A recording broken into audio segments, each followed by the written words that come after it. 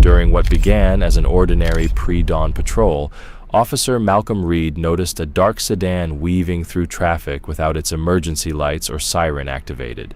He flicked on his overhead lights, expecting to exchange polite words about speeding and perhaps issue a ticket or warning. Nothing more. Yet as the car eased to a stop on the shoulder, a nurse in scrubs leapt from the driver's seat, her face pale with panic. She beckoned him over in a voice trembling so fiercely that it pierced the pre-dawn stillness. "Please, you have to help me. My patient's dying." Heart pounding, Malcolm hurried around the vehicle to discover an emergency blanket draped over an immobile shape in the passenger seat. In that breathless moment, as the nurse involuntarily jerked the blanket to check the patient's IV, a shock of recognition froze Malcolm in place. Unruly dark curls, a familiar small hand resting limply on the console, and a face he'd never expected to see here, his own son Jason. In that instant, the world shifted on its axis, and the question of how his 10-year-old ended up in the back of a speeding car would drag this seasoned police officer into a nightmare no uniform could shield him from. Just hours earlier, sunlight had filtered through the bay windows of the Reed family's cozy suburban kitchen, painting warm patterns across the breakfast table. Martha Reed moved with the quiet competence of routine, pouring coffee, flipping pancakes, and folding clean uniforms for her husband, while Malcolm sipped his morning brew in a perfectly pressed police uniform. Across from him sat Jason, his 10-year-old son, eyes downcast as he toyed listlessly with scrambled eggs. Something was off. The boy, usually chatty and playful, now stared at his plate as though it were a puzzle he couldn't solve. Martha had already offered gentle encouragement. "Honey, you need to eat before school." But Jason only mumbled under his breath. Malcolm glanced at his watch, noting that they were running late. He was about to chide Jason for dawdling when he caught a glimpse of the boy's bare feet swinging under the table, the toenails blackened and peeling from recent trauma. Alarm surged through him, drowning out thoughts of his schedule. In that kitchen, the facade of normalcy shattered.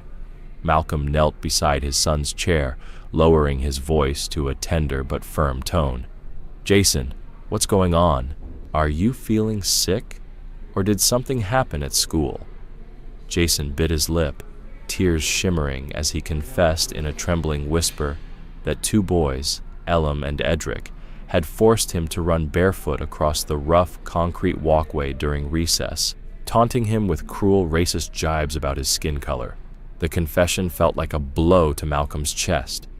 Rage and helplessness warred within him. As a father, he longed to protect his child. As an officer, he knew the system's limits. He forced calm into his voice as he reminded Jason of the self-defense moves he'd taught him, and insisted that standing up to bullies was not only his right, but his responsibility. Martha interjected, her maternal instincts flaring. "Malcolm, he's just a kid. Isn't there another way?" Malcolm silenced her gently but unyieldingly. "Sometimes, sweetheart, children learn strength when cornered. We owe it to Jason to teach him to stand on his own." His words hung in the air, heavy with unspoken fears.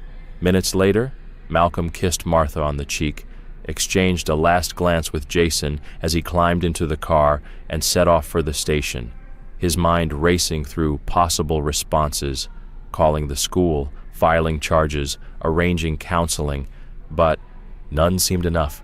As he resumed his patrol later that morning, chilly air whipping past the cruiser's windows, he tried to steel himself for a routine shift, yet fate has its own designs. He spotted the speeding sedan, just as before, and felt a flicker of déjà vu. When it finally paused, the nurse's desperate eyes and the sight of Jason slumped in the passenger seat crushed the pretense of order he'd clung to.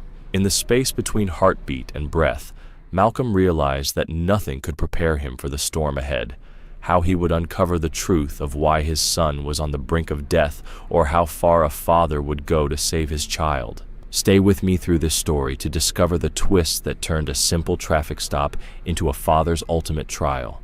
During what should have been a routine early morning patrol, Officer Malcolm Reed spotted a dark sedan weaving through traffic without its emergency lights or siren. Expecting to pull over a distracted driver and write a speeding ticket, he flicked on his cruiser's lights and guided the car to a stop on the shoulder. Instead of a flustered commuter, he was met by a nurse in scrubs, her eyes wide with panic, her breath coming in short gasps. "Please," she begged, voice trembling. "My patient. He's unconscious. I need to get him to the hospital right now." Malcolm's pulse jumped as he moved around to the passenger side and saw an emergency blanket draped over someone slumped in the seat. When the nurse peeled back the blanket to check the patient's IV, Malcolm froze. Beneath the blanket was his son, Jason, dark, curly hair matted against his forehead, pale cheeks soaked with sweat. His 10-year-old, who should have been safe at school, lay unconscious beside him. In that suspended moment, the world shifted. How had Jason ended up in this car? Why was he on the brink of death? Malcolm's carefully ordered life unraveled in an instant. Just hours earlier, sunlight had woven through the kitchen windows of the Reed family's modest home. Martha Reed moved with practiced ease, flipping pancakes, buttering toast, and folding fresh uniforms for her husband. Malcolm, immaculate in his crisp police attire, sipped coffee at the table while watching Jason push scrambled eggs around his plate. The boy's reluctance was clear. His fork moved without purpose, and his gaze remained fixed on the scattered eggs. "Jason, honey," Martha coaxed softly, "you need to eat something. You've got a long day ahead." Jason only mumbled, eyes avoiding both parents.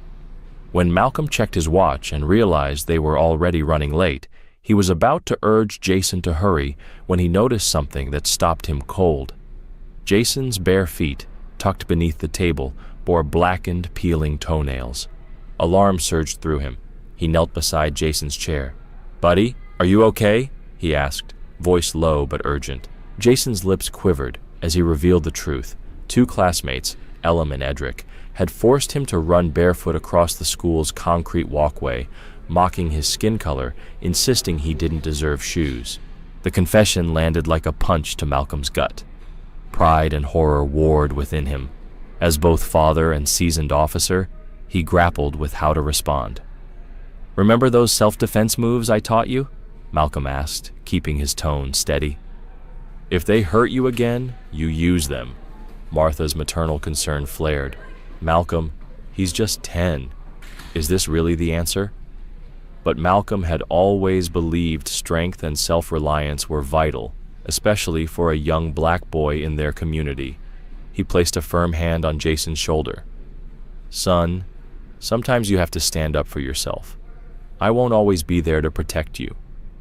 With those difficult words delivered, the family rushed out the door. Malcolm planted a quick kiss on Martha's cheek, helped Jason into the car, and headed off toward the school.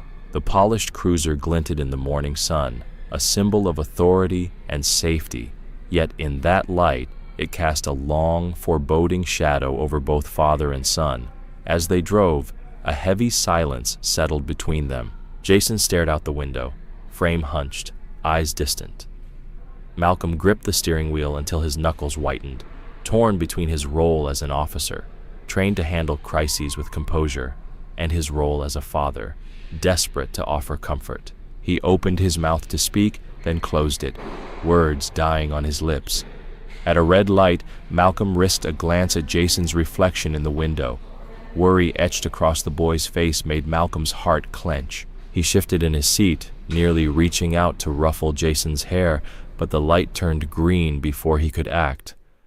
By the time they pulled into the school parking lot, Malcolm forced himself to speak again. "Jason, remember what we talked about. Use the defense tactics if you have to. Don't let anyone push you around." Jason nodded, a flicker of resolve passing through his eyes. He unbuckled his seatbelt and opened the door, backpack slung over one shoulder. Malcolm rolled down his window and called out, "You're strong, son. Don't let anyone tell you otherwise." Jason paused, gave his father a small, determined nod, and stepped onto the pavement. Malcolm watched him walk away, shoulders squared yet uneasy, before finally driving off, a knot of doubt growing in his chest. For the next few hours, Malcolm patrolled the quiet streets, writing parking tickets and monitoring traffic, but his mind replayed the morning's events on a loop. His routine, checking meters and jotting down violations, felt hollow against the emotional turmoil he carried. Every ticket he wrote reminded him of the complexity of parenting, especially when he, as a law enforcement officer, had to teach his son harsh lessons about the real world. The mid-morning sun climbed higher, casting long shadows across Main Street. Malcolm's radio crackled with mundane calls, but he barely registered them. He wrestled with guilt, wondering if his tough love approach had pushed Jason too far. If only he'd been gentler, more understanding, more present. Yet he also knew that in teaching Jason to stand up for himself, he was trying to prepare him for a world where kindness and cruelty often collide. As his cruiser disappeared around a corner, Malcolm carried more than the day's assignments in his heart. He carried the weight of a father's uncertainty, the hope that his son would emerge from this crucible of schoolyard cruelty stronger, and the fear that he might have driven Jason into danger instead of shielding him from it. The day was far from over, and Malcolm knew his greatest challenge still lay ahead, finding out how Jason ended up near death in a speeding car and facing the worst nightmare a parent can imagine. Malcolm's thoughts were still tangled in the morning's harsh exchanges with Jason when a flash of white tore through his reverie. A Dodge Grand Caravan emblazoned with a red hospital cross raced past him, its driver clearly tearing through the speed limit. Instinct overrode every personal concern. He flipped on his cruiser's lights, activated the siren, and surged forward, pushing aside the knot in his chest. Within seconds, the Metavan eased onto the shoulder. Malcolm pulled in behind it and stepped out, hand hovering near his holster as he approached the driver's window. Inside, a nurse in crisp blue scrubs gripped the wheel, her brow slick with sweat, her eyes wide but composed, a professional masking sheer panic. "License and registration, please," he said, voice firm. The nurse, Nancy Mulligan, fumbled in her purse, producing credentials and paperwork. As he scanned her hospital ID, she blurted, "Officer, I know I was speeding, but my patient, he's unconscious and I had no choice." When Malcolm glanced at the passenger seat, adrenaline jolted through him. A small form, bundled in an emergency blanket, wore an oxygen mask. Pale, motionless, the child's dark curls peeked out. He swallowed hard. "Why not use an ambulance?" he asked, though the urgency was obvious. Nancy's words tumbled out. Every ambulance was out on calls. This was the only hospital vehicle available, and she'd secured the boy up front to monitor him closely. Backseat placement risked choking or internal injury. Malcolm nodded, scribbled down her information, then managed, "All right, Miss Mulligan, drive safely and get him to the ER without another second's delay." As the Metavan peeled away, he stood rooted to the spot, watching its white form recede, a chill settling in his gut. He shook his head, willing himself back into patrol mode, but the image of that inert child clung to his mind like a shadow. He resumed his beat, meter checks, writing citations, scanning the street. But every ticket felt meaningless compared to the tangle of worry knotting his chest. Minutes later, his phone buzzed. The school's caller ID stared back at him. Heart hammering, he answered. "Officer Reed speaking." A concerned voice identified herself as Ms. Catherine, Jason's homeroom teacher. "Sir, I'm calling because Jason hasn't been in class today, or any day this week. We've tried contacting you." Malcolm's world lurched. "What do you mean? I drove him to school myself this morning." Silence fell as Ms. Catherine hesitated. "I'm sorry, Mr. Reed, but he isn't here." His legs gave way. He gripped the cruiser's door for support, mind spinning. He ended the call and, with siren wailing, turned toward St. Louis Children's Hospital, the same direction the Metavan had taken. He dialed as he drove, voice shaking when the receptionist answered. "This is Officer Malcolm Reed, a boy 10 years old, African-American, school uniform. Was he admitted just now? The line crackled. Then came the reply. Yes, a nurse brought in a boy matching that description in a hospital vehicle. Panic constricted his chest. Is he stable? What happened? The receptionist's tone clipped. I'm sorry, sir, I can't release patient details over the phone. Please come in. Malcolm's world blurred. He barely registered the next call. His sergeant, Bradley Johnson, reporting a situation at Harmony Hills Elementary involving a 10-year-old with short curly hair. Malcolm cut him off, voice choked. Bradley, I think it's my son. As his cruiser sliced through the morning light, siren dragging time out of joint, Malcolm wrestled with guilt and dread. Had he driven Jason into harm's way by sending him in alone? Had his insistence on tough love blinded him to his son's silent plea for help? Now the answers he feared most lay just ahead, behind the hospital's double doors. Every red light he passed felt like the final countdown. Each block, a reminder of a father's worst nightmare coming to life. And with every mile, he prayed that Jason was still breathing, waiting for him. The day had brought devastating blows, yet standing in that sterile hallway, with its relentless chorus of beeps and hushed voices, Malcolm and Martha found in each other a fierce determination to carry them through whatever lay ahead. At last, the orderly slid open the door to Jason's private ICU room, and they entered together, hand in hand, as though neither could face this alone. The fluorescent lights revealed a tangle of monitors and tubes, an engine of life keeping their son suspended somewhere between unconsciousness and hope. Jason lay pale and still beneath crisp white sheets, his dark curls matted with sweat, a breathing tube securing his airway, an IV delivering fluids and blood. The heart monitor's steady beep sounded to Malcolm like a promise. For now, Jason was holding on. Malcolm swallowed hard and gently brushed a stray lock of hair from Jason's forehead, marveling that such a small body could endure such violence. Doctor Flores reappeared at the threshold, her expression softened by a few lines of exhaustion and compassion. Mr. and Mrs. Reed, she said, voice low so as not to disturb the other patients down the corridor. Jason has stabilized for the moment. His bleeding was significant. His spleen and a small tear near his liver required us to perform emergency surgery. We had to embolize an artery to stop the hemorrhage. He remains comatose, but his vitals are strong, and we're optimistic that, with time, he can recover fully. He'll be here in the ICU for at least 48 hours of close monitoring, then an additional week on the ward as he regains strength. Martha let out a breath she didn't realize she'd been holding. Tears streamed down her cheeks as she clasped her husband's arm. Thank you, she whispered to the doctor. Dr. Flores offered a gentle nod before slipping away to tend to another child in distress. Malcolm, still dazed, sank into the bedside chair, his uniform feeling suddenly too stiff, too constricting. He unbuttoned his jacket and loosened his tie, struggling to reconcile the image of himself as protector with the shame that he had sent Jason out that morning, alone, underprepared for the venom of those boys at school. Malcolm, Martha said softly, placing a hand over his. He's going to be okay. He looked at her, eyes heavy with remorse. I pushed him too hard. I thought the world would be kinder if he were tougher, but I never imagined it would go this far. His voice cracked. I was wrong. Martha lifted his chin, forcing him to meet her gaze. We both want what's best for him. Right now, he needs us together, not pointing fingers at ourselves.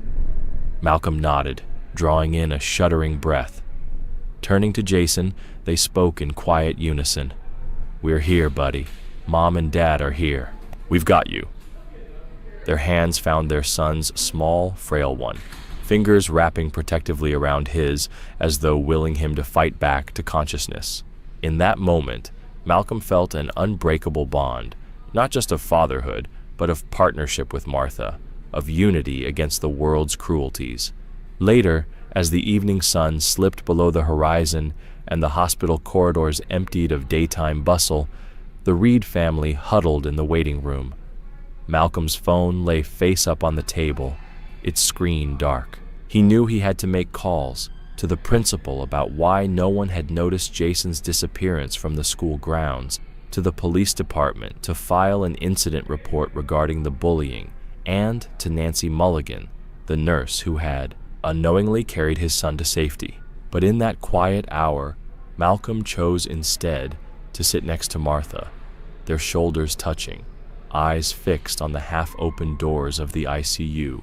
He reflected on all that had happened, his own prejudice that toughness alone could shield Jason, the school's failure to act swiftly when warnings should have been raised, and the miraculous kindness of a stranger whose only crime was speeding to save a life. The adrenaline that had driven him here ebbed, leaving a hollow ache, but also a deep resolve. When Jason opened his eyes again, he would find parents who had learned the true meaning of protection, fierce advocacy, compassionate understanding, and unwavering presence. Malcolm squeezed Martha's hand. "When he wakes up," he said quietly, "we'll reteach him everything.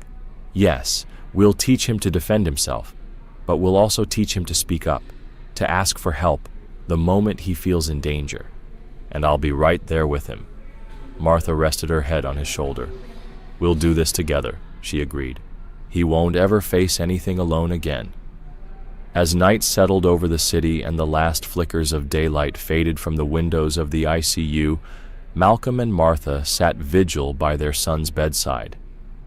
Despite the exhaustion that weighed on their limbs and the uncertainty of the hours to come, their hearts held one unwavering truth. Family is both shield and remedy, and together they would navigate the long road of recovery ahead, stronger, wiser, and forever changed by the day's trials, yet more determined than ever to protect the life they had almost lost. Malcolm's heart pounded as he parked in the same lot where he'd dropped Jason off that morning. The asphalt still glinted under the afternoon sun, mocking him with its ordinary calm.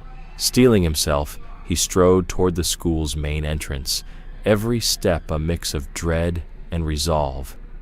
Inside, the hallways were quiet now. The day's classes had ended, and most students had gone home. He found the principal's office empty at first, but after a tense minute, the assistant principal, Ms. Navarro, appeared at her door. Her eyes widened when she recognized him in uniform. "Officer Reed," she began, voice wavering. I wasn't expecting you back so soon." Malcolm met her gaze directly. "I need answers. My son was brought to the hospital with serious injuries. I need to know exactly where he was, who was with him, and what happened to him between the time I said goodbye this morning and now."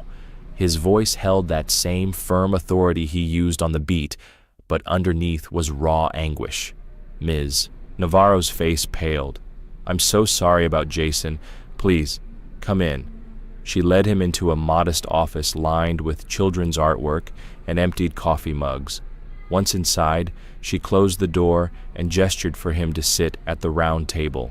"I've been reviewing the security cameras," she admitted.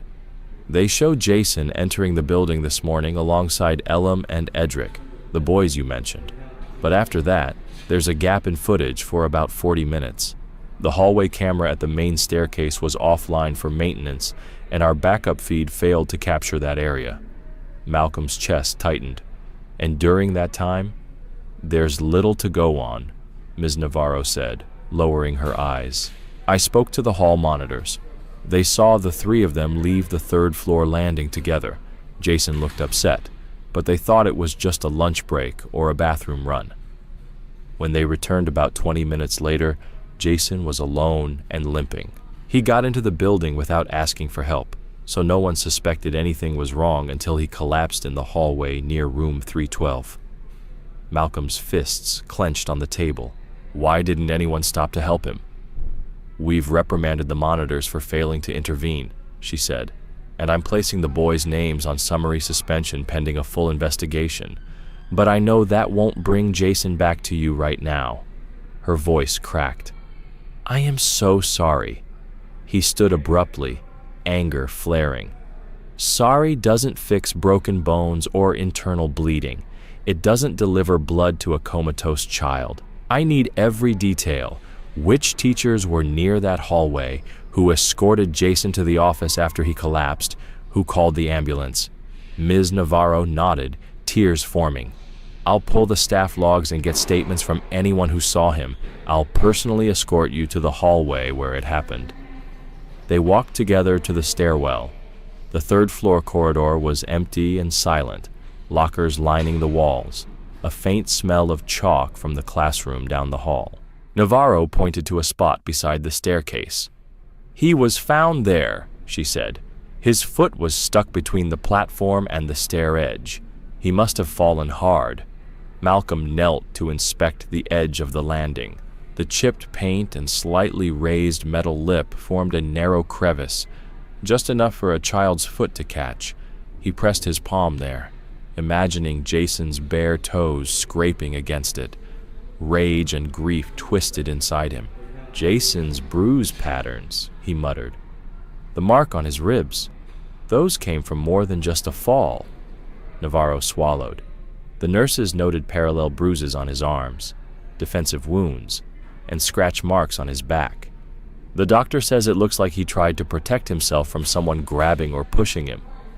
Malcolm rose and turned to her, voice quiet but fierce. "I want every staff member, every student who was in that wing this morning, interviewed. I want camera footage from every angle, and I want Elam and Edric in the station tomorrow morning for questioning. No one is above scrutiny. Not in my town, and not today." She nodded, wiping her eyes. "It will be done." As he left the school, Malcolm felt the weight of his double roles, father and officer, pressing down on him. He realized that being a tough dad wasn't enough. To protect Jason, he had to dismantle the walls of indifference and negligence that let his son slip through the cracks. Back at the hospital, he found Martha in the waiting room, exhausted but alert, phone in hand. Her eyes met his as he entered, and he offered a small, weary smile. Without words, they understood each other. They would fight this together, in every hallway and every courtroom if necessary. That evening, after hours of relentless calls, word came in that a compatible donor had been found, an O-negative volunteer who answered Martha's call. Jason received the life-saving transfusion, and his vitals at last began to stabilize. Dr. Flores allowed them a brief visit. Malcolm and Martha slipped into the ICU to see their son's chest rise and fall in steady rhythm, the color returning to his cheeks. As they held Jason's hand, Malcolm whispered, "I'm sorry, son. I promise I'll never let you face anything alone again."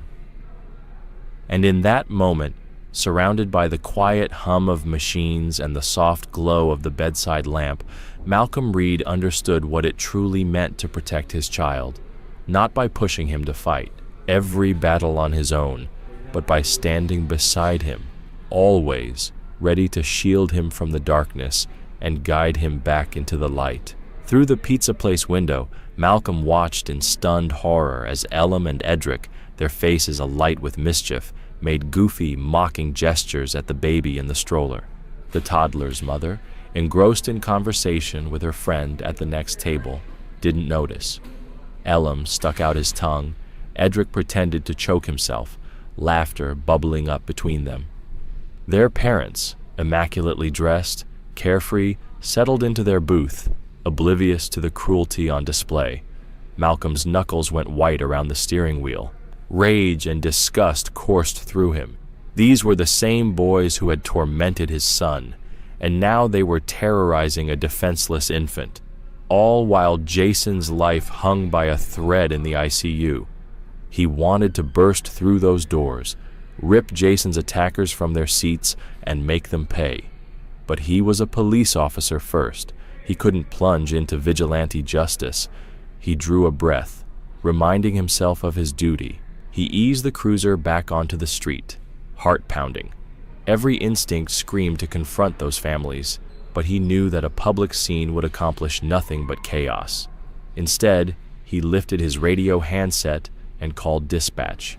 "Dispatch, this is Unit 42. I'm at 5th and Main. I need backup at the pizza place. 2 juveniles, suspects in an assault on my son, are here. Their vehicle is a black SUV, plates XYZ1234. Proceed with caution." The dispatcher acknowledged him. Malcolm waited, watching through the windshield as the families laughed, sharing pizza slices. He felt a cold knot of shame tighten in his chest. He was using departmental resources against children while his own boy lay comatose. But he also knew he had to follow procedure. A proper arrest would give him evidence and testimony to ensure the boys faced real consequences. Sirens wailed in the distance. Elam's mother glanced up, tension flickering across her face. Edric's father stood, confusion and worry creasing his brow. The boys froze, their bravado evaporating. 2 patrol cars swung into the lot, blocking the entrance. Officers spilled out. In seconds, Malcolm found himself standing at the edge of the window, badge gleaming. "Elam Carter? Edric Nguyen?" he called through the glass. The boys glanced at each other, pale. Their parents hurried forward. "Officer Reed," Elam's mother stammered. "Is everything all right?" Malcolm met her gaze steadily. "We have a warrant to question your children regarding an assault on Jason Reed. They will need to come with us."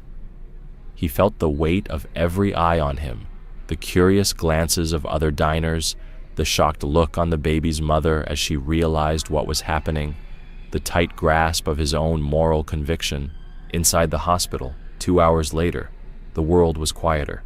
The hustle of paramedics and the bustle of anxious families had given way to the hushed calm of the evening shift. Malcolm slipped into the waiting room, where Martha sat sleep-deprived but alert, her head tilted anxiously toward the ICU doors. He closed the gap between them and reached for her hand. "They're in custody," he said quietly. "They're being questioned now." Martha's shoulders sagged, relief and exhaustion mingling in her eyes. "Thank you," she whispered. "I just want to know my baby's safe." Malcolm nodded. "Me too." They sat together, drawing strength from each other as they prepared for the next battle, ensuring the boys' parents understood the full scope of their children's actions, supporting the prosecutor's case, and above all, watching over Jason until he woke. In that moment, the two of them were more than father and mother. They were a united front against a world that had nearly broken their family, determined that justice and healing would prevail. They stepped into the cramped viewing room, the single overhead bulb casting long shadows across the peeling linoleum floor. Bradley slid the CCTV feed onto the slightly flickering monitor, the grainy footage looping in silent repetition. Malcolm stood rigid beside him, arms crossed, every muscle taut as he stared at the screen. The clip began with the 3 boys, Jason in the center, head bowed, shoulders hunched, descending the 3rd-floor staircase. Elam and Edric flanked him, but neither walked alongside. Both hovered a step behind, their gazes fixed on Jason's back. Malcolm's pulse throbbed as he watched Elam reach out, tugging Jason's backpack strap, tugging it again until the zipper snagged on the stair's metal lip. Jason's head jerked up in surprise, his eyes widening in alarm. Across the hallway, a teacher's back was turned, just out of frame. No one intervened. Then the footage jumped ahead 20 seconds. Jason's body appeared tumbling forward, knees striking the landing first with a muffled thud that reverberated in Malcolm's chest, even without sound. Elam and Edric exchanged a quick glance, their faces betraying shock for only a heartbeat, before twisting into something darker, smirks curling at the corners of their mouths. They lingered for another moment, watching Jason writhe on the ground, clutching his side. Only then did they retreat down the corridor, slipping past the same teacher who never noticed. Malcolm stiffened, his jaw clenched so tightly he worried it might dislocate. Beside him, Bradley let out a low, disgusted sigh.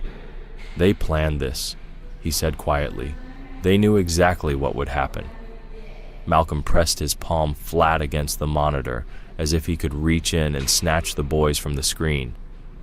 "This wasn't bullying in the usual sense," he growled. "It was premeditated assault." He turned to Bradley. "I want warrants for both. Assault on a minor with intent to harm. And I want the parents brought in for questioning about covering for their children. Bradley nodded, fingers flying over the keyboard to draft the paperwork. We'll have them by this afternoon, and I'll issue subpoenas for all staff who knew about Jason's prior complaints. Malcolm exhaled slowly, his shoulders dropping a fraction as adrenaline drained away. He took a deep breath to steady the trembling inside him. "Make sure the DA's office is looped in," he said. "We need to treat this like the violent crime it is." The detective stepped forward, placing a firm hand on Malcolm's shoulder. "You did the right thing by coming here, Reed. We'll take it from here at the station. You should get back to Martha and Jason." Malcolm closed his eyes and nodded. He realized how exhausted he felt. The weight of chasing down two kids who terrorized his son, the guilt of his own mourning failures, the frantic search for a blood donor, everything had drained his reserves. Bradley was right. He needed to be with his family. "Thank you," he managed, his voice rough.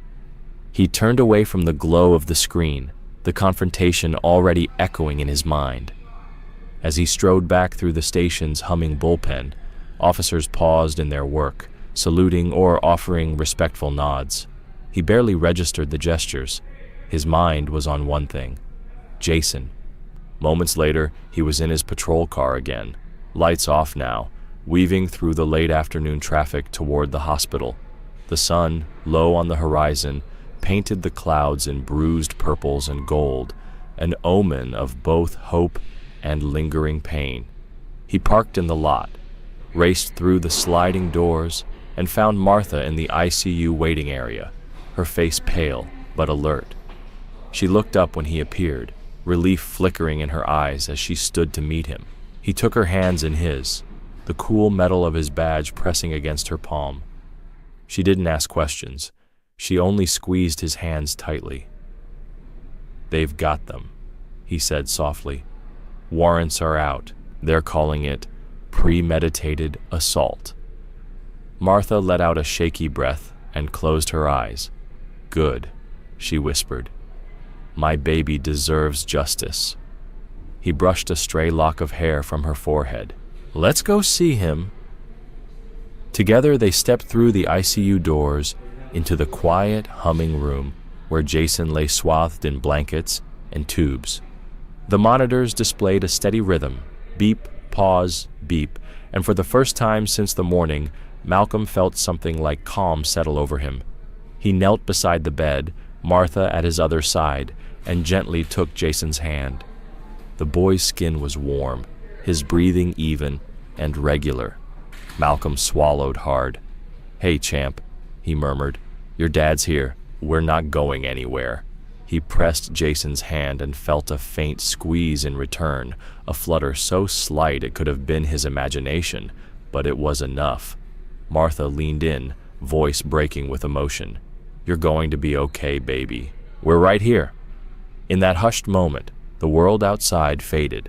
The corrupt school administrators, the cowardly parents, the suffocating guilt. All that mattered was this: a father's promise, a mother's unwavering love, and a boy who had already fought too hard to survive. Together, they would carry on, toward healing, toward justice, and toward a future where Jason could finally feel safe again. Malcolm's shoulders sagged as he and Martha stood pressed against the cool glass, staring down at their son's frail form.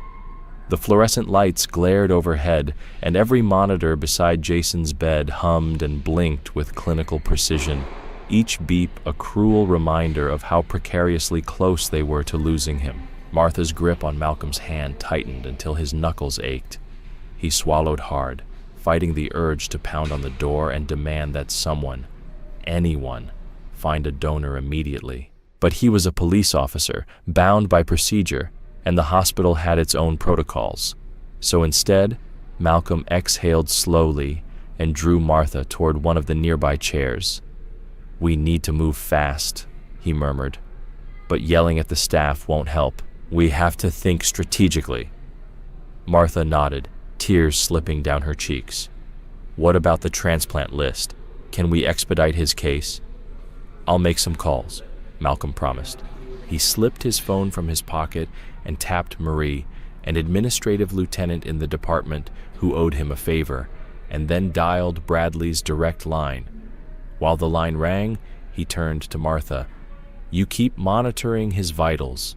Let me handle the rest." Within minutes, Malcolm's department had dispatched an urgent message through official channels. A code red transplant alert had been filed on behalf of Master Jason Reed, age 10, blood type B negative. The local registry was notified. All potential pediatric donors were being screened, and a call went out to regional hospitals to search their donor pools. Now, the ball was rolling, but time was running out. Back at Jason's bedside, Malcolm slipped into the chair beside Martha, weary relief spreading through him at having done everything in his power. Dr. Flores returned, her face calm but serious. "We've alerted the Regional Pediatric Transplant Network," she reported. "We expect word within the hour if there's a suitable donor. In the meantime, we're optimizing Jason's support, slow IV fluids, careful monitoring of his coagulation levels, and we've started him on high-dose albumin to help preserve his remaining liver function." Malcolm exhaled, letting the tension in his chest loosen fractionally. "Thank you, Doctor. Please keep us informed of any developments." She nodded, offering a reassuring squeeze to Martha's arm before slipping away into the quiet corridor. Malcolm studied his son's still face, imagining the laughter that once echoed down these same halls when Jason was just a toddler discovering every new corner of the world. He leaned forward and whispered, "Hang on, buddy. We've got you." An hour later, a soft knock sounded at the door. A transplant coordinator and a lab technician entered, carrying tablets and test kits. The technician approached Malcolm and Martha with a solemn expression.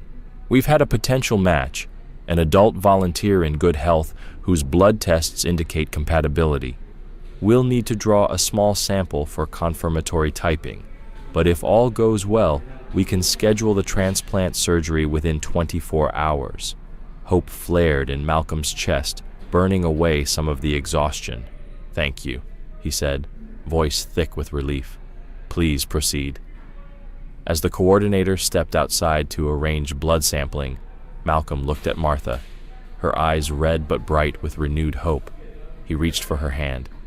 "He's going to make it," he said with quiet conviction. "We'll be here every step of the way." That night, as Jason lay unconscious, his parents settled into hard chairs at his bedside. The frantic pace of the day slowed to the hushed revolving shift. Just a nurse change here, a fresh set of vitals there, and in the quiet, they found a fragile kind of peace. Malcolm reached out to stroke Jason's arm. "Tomorrow," he whispered, "you'll have everything you need to fight back." And with that vow echoing in his heart, Malcolm closed his eyes for the first time in hours, determined that when his son awoke, he would find a father transformed by fear, regret, and above all, unwavering love, and a family prepared to face whatever challenges lay ahead, together, hope. As Nurse Nancy disappeared behind the swinging doors of the operating suite, Malcolm and Martha sank into the stiff chairs beside Jason's bed. The quiet hum of machines and the soft shuffle of nurses' shoes against the linoleum felt surreal after the storm of the day. Malcolm wiped at his eyes, blinking away a sudden surge of emotion. "She's given us everything," he whispered, voice thick. "Her brother, her career, even her own safety." Martha reached over and squeezed his hand. "She's extraordinary." They sat in silence, each lost in their own thoughts. Malcolm's mind replayed early moments of the morning, the argument with Jason over toughness, the frantic school call, the desperate dash to the hospital. If only he'd listened sooner, he thought. The guilt gnawed at him. Yet now, seeing Nancy's sacrifice, his anger at himself and everyone who'd failed Jason shifted into something else, resolve. He vowed that once Jason recovered, they would honor Nancy's gift by fighting relentlessly for better anti-bullying policies, by making sure no child endured what Jason had. An hour passed before Dr. Flores reappeared, face lined with concentration. She offered a tired but genuine smile. The donor surgery went smoothly, she reported. Nancy tolerated the procedure well.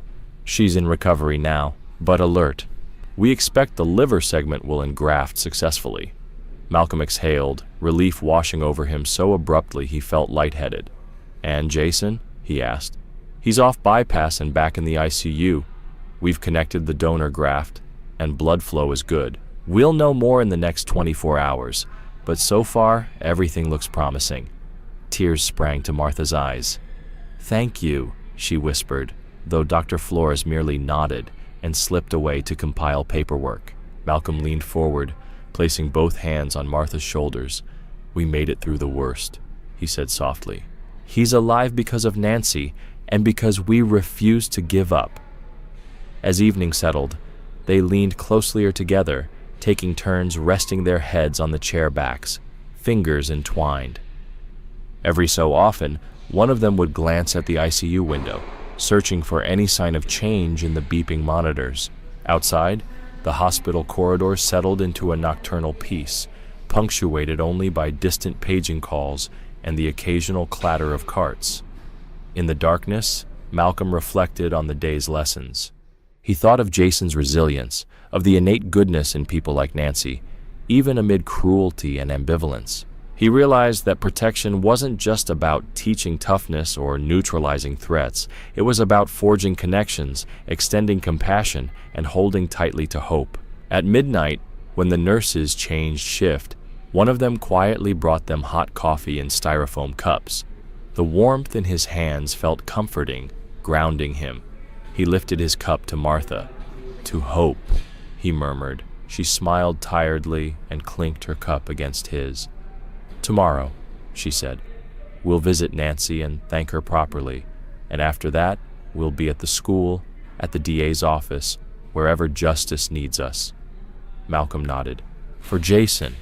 And as they sat together in that quiet vigil, the monitors continued their steady song, a lullaby of survival and second chances.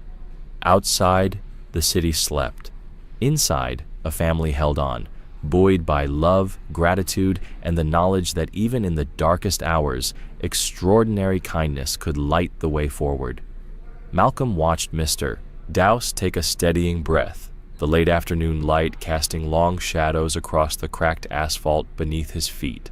The small, neglected playground lay before them, rusted swings swaying in the breeze, scratched marks gouged into the metal slide, and the faint imprint of scuff marks where Jason must have fallen. Police tape fluttered like yellow cautionary wings around the perimeter. I was on my way back from a meeting in the secondary building, Mr. Dowse began, voice low. I passed through this corridor and heard a commotion, an impact, almost like a body hitting the ground. By the time I reached the stairs, Jason was already there, curled up, holding his side and gasping. He looked terrified. He paused, as if the memory pained him. Elam and Edric weren't here then. I called for help right away, radioing the office and sending someone to fetch the medics. Malcolm frowned. If they'd already left, then the assault must have happened moments before you arrived. Did you see anyone else? Any footprints? Discarded items? Anything? Mr. Dowse shook his head. Nothing but the scuffed rubber mulch beneath the slide. No shoes, no bag. Jason's stuff was on the ground a few feet away. He kicked gently at a patch of earth, loosening a clump of mulch. These marks are from his hands when he tried to push himself up. And here he crouched, fingertips brushing the mulch. This depression, his foot must have caught as he fell. It would have twisted him sideways, driving his ribs into the edge of that stair. He pointed up the narrow staircase landing, a single step covered in peeling paint. I tried to bribe it to see if there was any CCTV nearby, but the camera there still doesn't work. Martha drew in a sharp breath, shoulders tightening. So he fell, injured himself badly, but then how long was he here before anyone found him? Maybe 10 minutes at most, Mr. Dowse replied. I was told the hall monitors didn't notice because they were busy with another incident. By the time someone checked the corridor, Jason had already collapsed. He looked directly at Malcolm. I'm so sorry. If only I'd been faster. Malcolm held up a hand. You did what you could, sir. I'm not here to blame you. I want to make sure this never happens again. He stepped to the edge of the tape, staring at the swing set, imagining Jason's small body tumbling forward. I need names and statements from everyone who saw or heard anything. No more blind spots, and I want this entire area properly monitored. Ms. Catherine, who'd lingered silently, spoke up then. Officer Reed, I can give you my reports, emails, call logs, everything I filed about the bullying. We can't let Elam and Edric's parents' influence silence us anymore. She drew her phone from her pocket. I've already forwarded copies to the superintendent. You can have them all. Malcolm nodded. Thank you, Miss Catherine. Your diligence will make a difference. He turned back to Mr. Dowse. And you, sir, I'll need your full statement under oath. We're treating this as assault with intent to harm. Jason's injuries are too severe to be an accident. Mr. Dowse straightened, resolve firming in his eyes. Understood, Officer Reed. Anything to protect the children here. At that moment, the late bell rang in the distance, echoing down deserted hallways, and the playground stillness broke with a distant clang as the swing shifted again in the breeze. Malcolm felt the weight of every unanswered question pressing down on him. Why had the monitors looked the other way? How many other children had suffered unnoticed? But beneath that weight lay a spark of purpose ignited by Nancy's sacrifice and the teacher's courageous confessions. He squared his shoulders, adrenaline returning. I'll coordinate with the detectives to canvass the rest of the building. Every hallway camera, every staff member on duty today. No stone unturned. He glanced at Martha, whose tear-lined face held both fear and fierce determination. Let's go back to the hospital, he said softly. Jason needs us. They retraced their steps through the narrow corridor, past classrooms now silent, their footsteps echoing against cinder block walls adorned with faded student artwork.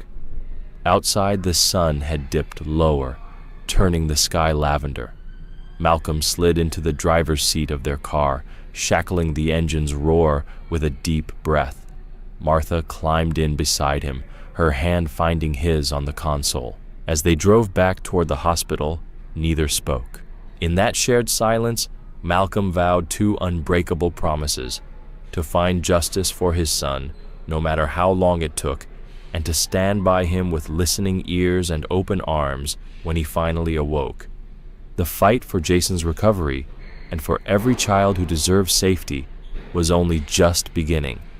And Malcolm Reed, father and officer, would not rest until every wrong was made right. They barely made the sliding doors before the hospital's fluorescent lights swallowed them.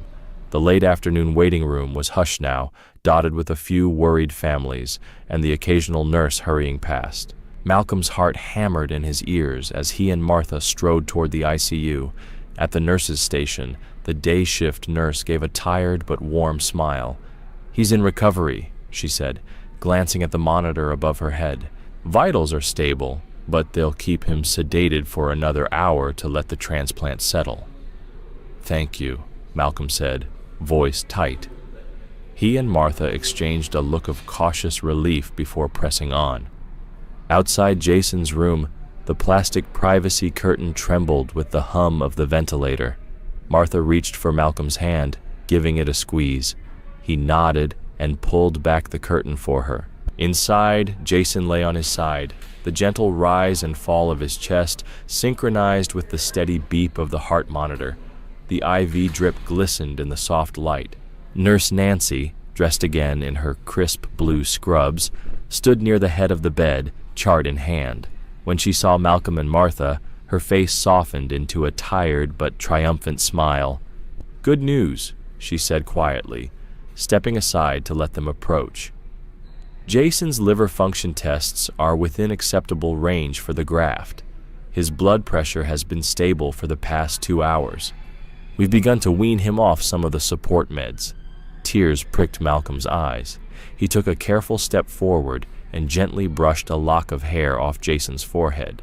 His son's skin was still pale, and the bruise across his side had been masked by surgical dressings, but the color seemed to have returned to his cheeks. "Thank you," Malcolm whispered to Nancy. "I don't know how we'll ever repay you." Nancy shook her head. "You'll repay me by letting staff like me do our jobs, by holding this school accountable so no other kid gets hurt." She gave him a firm nod before turning to adjust Jason's monitor. Martha swallowed and spoke next, voice trembling. "Is it okay if we stay with him now?" "Of course," Nurse Mulligan said. "I'll be right outside if you need anything." Once Nancy slipped out, Malcolm and Martha moved to either side of Jason's bed. Malcolm slid into the chair near Jason's headboard, and Martha perched on the edge, smoothing her son's blanket. Neither spoke for a moment, content just to be near him. Finally, Malcolm cleared his throat. "We've made some progress," he said softly. "I spoke with Bradley this afternoon. He's already filed the warrants for Elam and Edric. Mr. Dowse and Miss Catherine, Jason's teachers, are ready to testify. The DA is on board. We're not going to let this go." Martha nodded, tears spilling down her cheeks. "It's more than I dared hope for." Malcolm reached for her hand. "And after he wakes, we'll do everything to help him heal, physically and emotionally. No more pushing him alone. We'll stand beside him every step of the way." Just then, the ventilator's rate slowed. The monitor's green numbers dipped slightly, then held steady. Nurse Mulligan re-entered quietly. "His sedation lightened at 6%. If he tolerates this, we'll start to reduce it again in an hour. He may be able to open his eyes soon." Malcolm's chest tightened with anticipation. He stared at Jason's face, so small, so brave. The room seemed to hold its breath. Minutes later, Jason's eyelids fluttered. His breath caught, and he stirred, sending a soft ripple through the covers. Malcolm and Martha leaned in, their faces inches apart, voices hushed. "Hey, buddy," Malcolm murmured. "It's Dad." Jason's eyes cracked open, dark, curious, unfocused at first. He blinked and saw his parents, their faces streaked with tears and lit by the bedside lamp. Martha gently brushed her hand across his cheek. "Mommy's here too," she whispered. Jason's gaze shifted back and forth between them. He tried to speak, but his throat was dry. Martha pressed the call button, and within seconds a nurse handed Jason a straw cup of water. He sipped, eyes never leaving theirs. "I'm sorry," he croaked, voice hoarse. "I'm so sorry." Malcolm felt tears sting his own eyes. He clasped Jason's hand. "You have nothing to apologize for, son. You're the bravest kid I know." Martha leaned in, voice choked with relief. "We love you so much." Jason managed a small, shaky smile. "I love you." In that softly lit ICU room, the monitor's beeps carried a new promise of recovery, of justice, of family united. Outside, the world awaited the trials ahead. Courtrooms, school board meetings, new anti-bullying campaigns. But for now, Malcolm and Martha simply held their son, grateful beyond words for the kindness of a stranger and the second chance it had given them all. Their prayers of gratitude into the quiet corridor, their arms wrapped around each other as though holding on to the very hope they'd spent the last 12 hours fighting to salvage. Malcolm's tears soaked into Martha's shoulder as she whispered, "He's going to pull through. I just know it." And he answered between his own sobs, "Thanks to her and to you, we've been given a miracle tonight." They lingered there for a long moment. Before stepping back, hands still clasped. As they turned to leave the ICU, Malcolm paused at Nancy's open door, catching a glimpse of the nurse's pale, sweat-dampened face in the recovery room. He pressed a gentle finger to his lips, mouthing "thank you," and Nancy returned a small, weary smile and a thumbs up before closing her eyes to rest. In the hushed glow of the hallway lights, Malcolm breathed deeply, feeling the exhaustion and exhilaration of a day they would never forget. The fight for justice at school and the long days ahead of Jason's rehabilitation loomed large in his mind. But for now, The only thing that mattered was that his son had survived.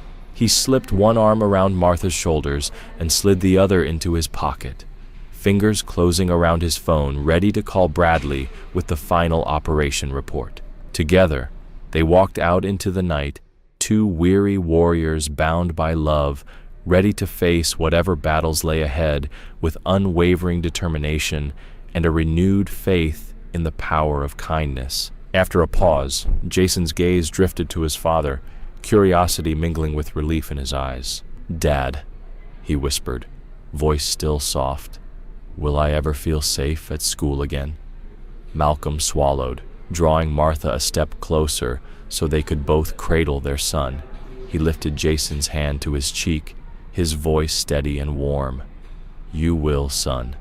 We're going to meet with the principal and the school board this week to make sure they enforce real anti-bullying rules.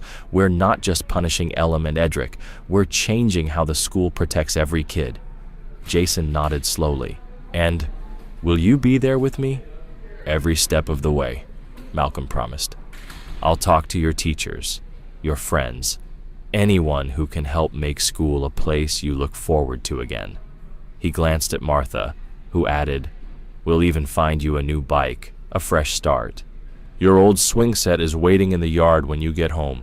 A small, tired smile curved Jason's lips. "I'd like that." Martha brushed a gentle kiss across his forehead. "You saved so many of our mornings, Jason. Now let us save you." Jason closed his eyes briefly, then opened them with renewed strength. "Thank you, Mom. Thank you, Dad. And thank you, Nancy." Malcolm looked toward the doorway. Nurse Mulligan was quietly wiping down charts, her face lighting up when she caught Jason's eye. Jason waved weakly, and Nancy offered him a thumbs up before slipping away to the nurse's station. Malcolm let out a soft laugh, tears still glistening in his eyes. "See? You're already inspiring people, buddy." As the afternoon sun slanted through the blinds, the Reed family sat together at Jason's bedside, father, mother, and son bound by shared courage and the promise of tomorrow. Though the road to full recovery and justice would be long, none of them felt afraid. They had each other, and that was enough to begin healing the wounds left by that terrible day. Malcolm felt a surge of tenderness as he listened to Jason's quiet confession. "Do you remember when you told me to be brave and stand up for myself?" Jason's voice was barely more than a whisper.